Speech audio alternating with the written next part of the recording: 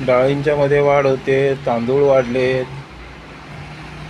कांदे भाज्या तर केव्हाच वाढलेल्या आहेत. आता या सगळ्यांची आपल्याला सवय व्हायला पाहिजे.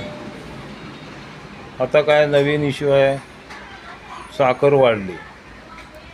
आता त्याचीसुद्धा आपल्याला सवय व्हायला पाहिजे. सारखं किरकिर करण्यात काय अर्थ नाही. आपल्यापेक्षा दुसऱ्यांच्याकडं किती दुःख आहेत ह्याचासुद्धा कधीतरी विचार करा. आता दारूच्या किमती 180च्या स्पीडनं वाढत आहेत. त्या बिचाऱ्या ड्रिंकर्सनी कधी तक्रार केली आहे का? किंवा कधी त्यांनी गाजावाजा केला आहे का? बिचारे निमूटपणे सहन करतायत की नाही?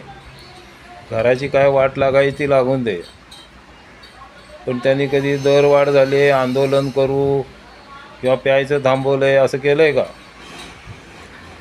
त्यांची सोशिकता तुम्ही घेतली पाहिजे. त्यांच्याकडून काहीतरी घेण्यासारखं आहे.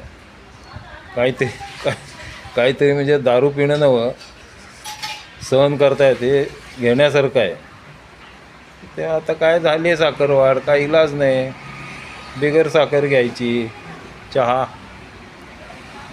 व्हिडिओ आवडला तर शेअर करा, लाईक करा, चॅनलला सबस्क्राईब करा.